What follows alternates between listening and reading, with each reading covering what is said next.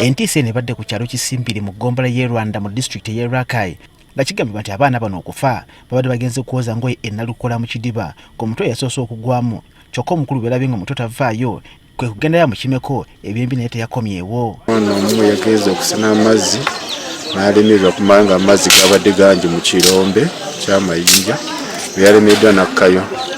Muno yagenze okulaba nga naye talabika naye n'agenda nakkayo bonna ne bafa. Omu yabadde agenze kuyamba munne bambi. Bana omwoyo first born mula second born family yemu savubuka afunye sika ya manyi nnyo abaana natongo Sheira nena mirembe tatu bali mu wa myaka 12 mala wa myaka 9. Abatuuze mu kitundu kino omutawana bagamba gova ku mazzi okubeera agebbula. Oki tuli bubi nnyo ngera y'amazzi enkuba bwetonya ogwe omusana tusinika abaana mbiti batunywa n'ente.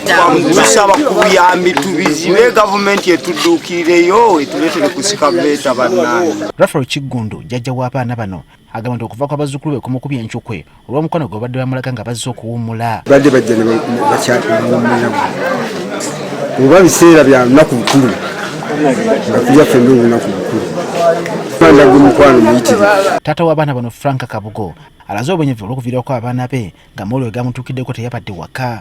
Baana bange era nayise mu bulamu nga bungi nyo nakati sinnagumanyi bubi ddala.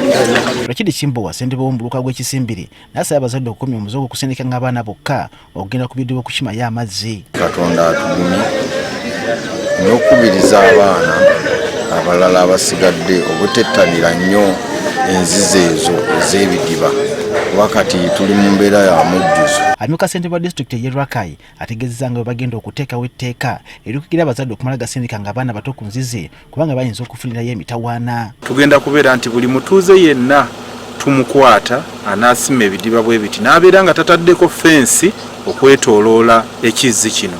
Abaana singa kwabaddeko fensi osanga baali badde bawona.